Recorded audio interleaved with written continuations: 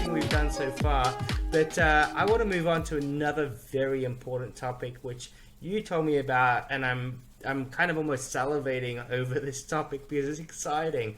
You said, hey, Bart, one of the biggest things that we did was we used influencers to help us with our marketing strategy. So for this part, we're going to talk about influencers and everything that you've done and what you've learned from using influencers yourself. How about you introduce it? Like, tell me about your journey into getting into the influencer space. The influencer started slightly before COVID. We had, I mean, I'm new to the whole business, right? So I don't understand like who's credible, who has like credential to trust, or who just like want to come for free.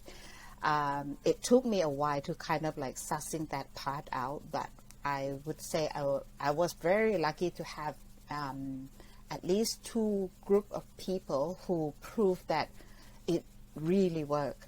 So before COVID, we had like these 3 guys email and said, I would like to come, and in exchange we're gonna make video and photo and so on. So I'm like, all right, how long, where are you, and all that. So by the time we realized they are basically here already, so I'm like, okay, and we have rooms, okay, let's try. And at that point I didn't have high expectation, which is, I think it's good when I didn't know what to expect. So I said, could I have, like, at the end of this, could I have a beautiful, like, 20 shots of, you know, things like resorts and the tour, and a short video, and they produced beautiful video set and the shot. So we used that to publish. So I'm kind of like, oh, that's how it worked. Trading with the room and food and the tour that we want to promote. No, not much. You know, like during that time, like it's really nothing to count.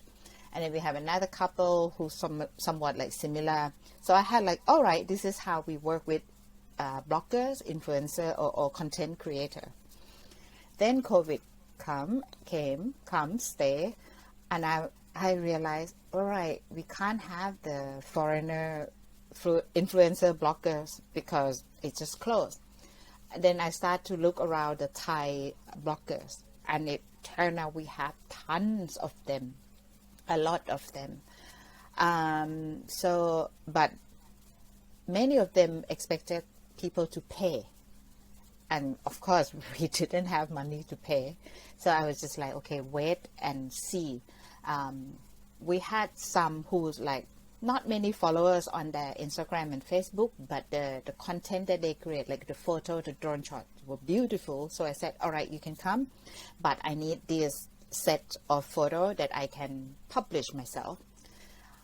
And eventually, because a beautiful photo attract more people, and we attract the big names, influencer of Thailand.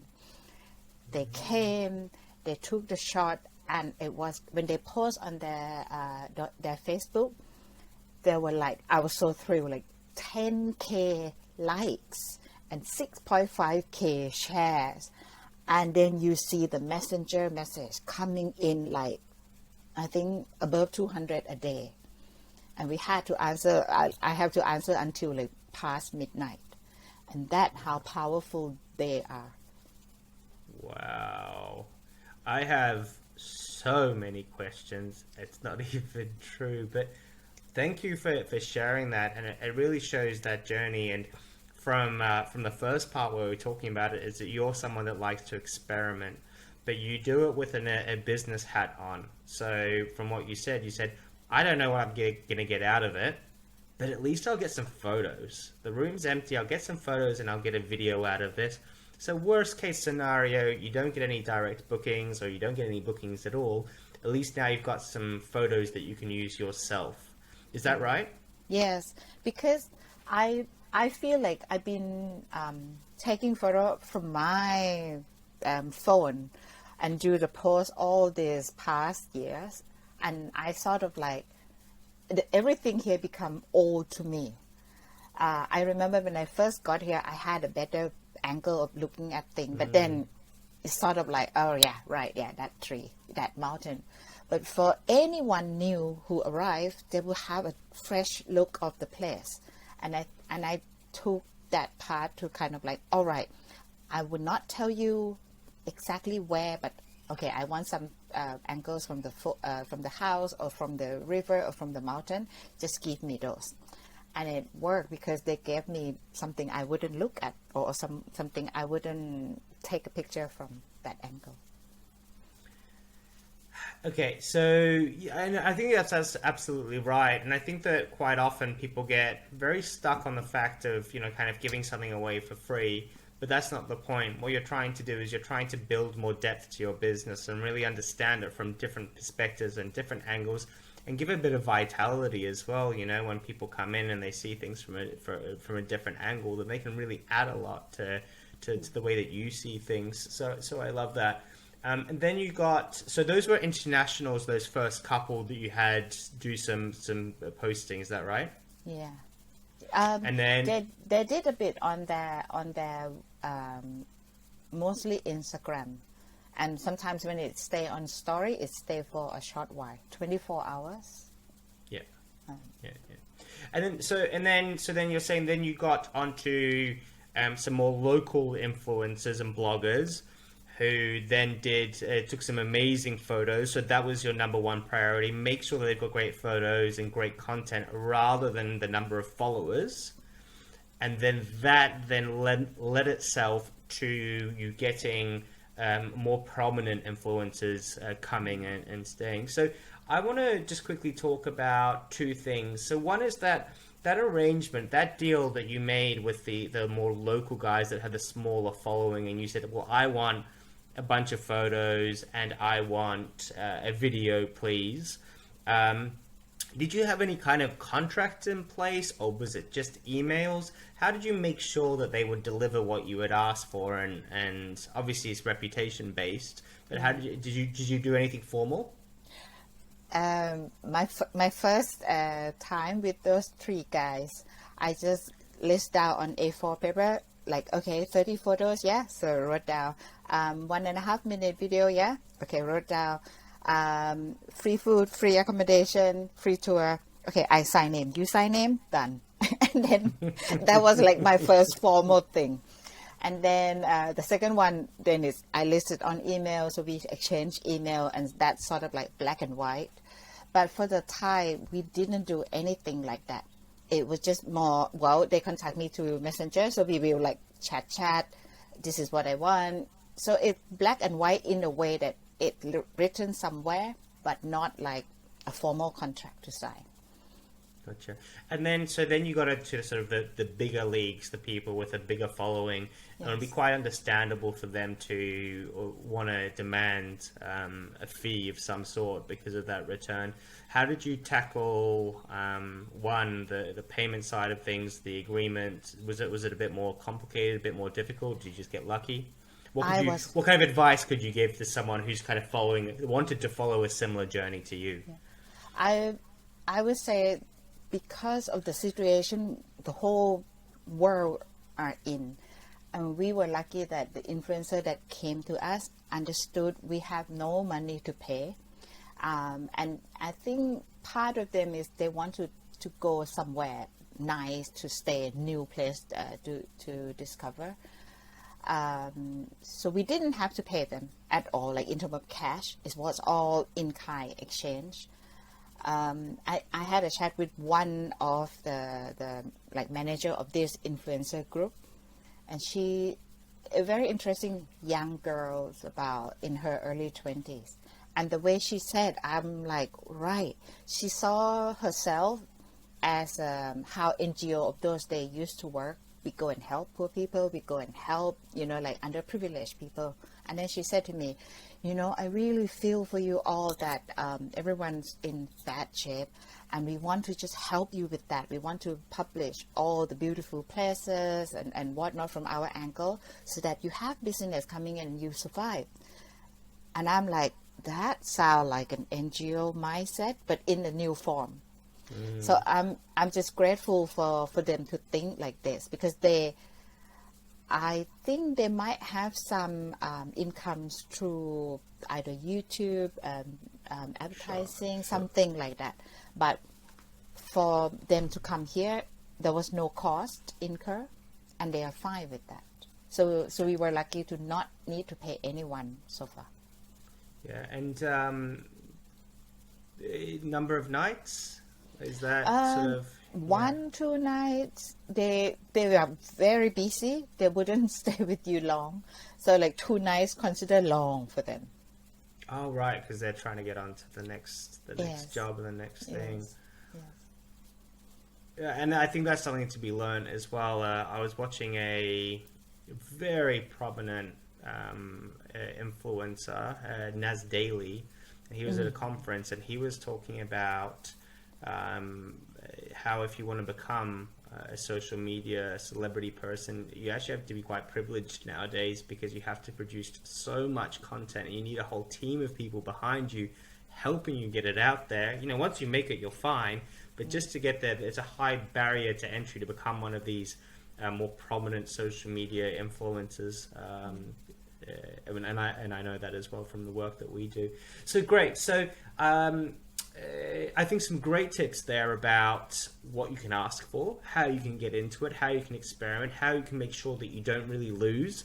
Even when you get that first influencer coming through, you look at their content. If you like their content, then you just do it for the photography and the pictures and to give you some inspiration and that sort of thing. There's one other thing that you said to me earlier on, and it was talking about kind of relationships with those influencers, and that there was a time when you were a little bit less busy and you managed to reach out to the influencer. You said, hey, can you do me a favor and post up again? Can you sort of teach us about what happened there and how that worked? Yeah, it was like before the third wave, we were like suddenly like quiet down and so on, and I thought like, oh no, we don't have any new influencer arrive, but this one, like, this is the 10,000 followers view and all that. So I chat with him and said, where are you, when are you coming this way? We have like new tree house just built, please come and stay and so on, and it's quiet now. It'd be great if you could share like the picture again. And he probably couldn't go out anywhere too, so he need to recycle his material. I mean, I noticed that he recycled his material, but I thought, let's poke him to see if he can recycle our material. And then the next day he just boom posted. It just I would say luck and how we treated them when they were here. I think we treated them with respect. Like, sometimes they ask, what do you want us to create content, like which style? I said, I trust you because I'm old, you are young, you know what to do. I cannot tell you what I like because it would be so outdated. And I think that give them freedom and believe in them, which allow them to have that freedom to do whatever they like and they think. Yeah, and look, I think that that's very, me talking to you today and you sharing and you giving and you building relationships, that's something that you're very strong with. And then that payback, I don't think you ever want any payback as such, but when it does come, it's very obvious that it would, because you're creating the right atmosphere for these things to happen. And especially that experimental and sort of phase, and you welcoming, not being too judgmental on people. Do they just want something for free? It says, well, actually, sure, let's work something out together that's going to work for both of us. And having that mindset can really be super strong. I think we're coming to the end of the episode. Did you have anything else you wanted to add about the sort of the influencer part that I might have missed out on? I think, like, don't undermine the impact of them, because at the same times when we know that they're gonna reach out so many, we at the back end have to be ready. Like, I realized one day we were busy with something and like less number of staff, and that was the day they post. We had like tons of message coming in, and basically I said, hold on you guys, if you don't need to do anything else, come and reply the message, because we have everyone able to access this. So we were like, don't do anything else, just reply, because once the message is coming in, you cannot let them wait. They would need to hear from you within like maybe 5 seconds. If they say hello and you've gone quiet for 5 minutes, they will say, I said hello. You know, like you could probably hear them shout through the message. I mean, it's such a learning for me, like the way the Thai word say, it changed, and I could tell, oh, she's a bit pissed off that we don't reply. Yeah. So like they didn't use capital because we don't have that option in Thai language. You can't do the capital, you know. Yeah, right. But there's other ways to convey that message. Yeah. So I said, do not delay. We have to be ready to respond to those messages when it comes. So yes, you can have so many influencers come to you, but at the back end, you have to be ready.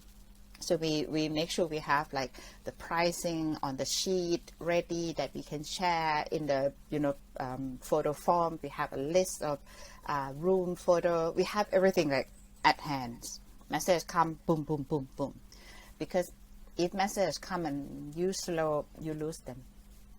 Yeah, and look, I think that's a huge nugget there, is that guest communication, it has to be almost instantaneous.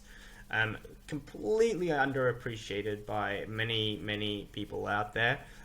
Even so much so that when we do posts, even if it's on LinkedIn, if someone responds to our video, then that response rate for us has to be quite quick to say thank you and to create that engagement, because people are taking their time to message you, right? They're doing something and they've decided to spend the time to message you. So you need to inadvertently give them that respect back and get back to them. Otherwise, you're the one who comes across as being rude. Yes. It's a brand new, or it's a brave new world we're living in, and super interesting. Look, I'm going to be following you.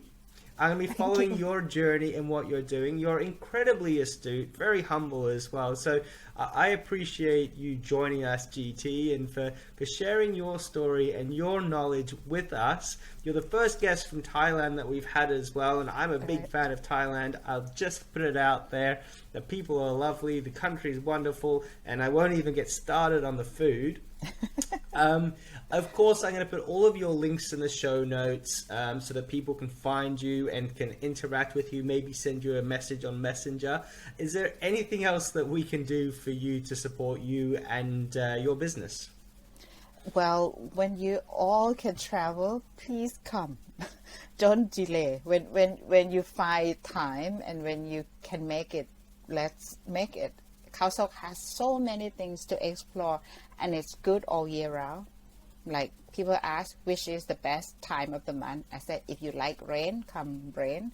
If you like sun, come. Like, it's all year round, and you have different things to do.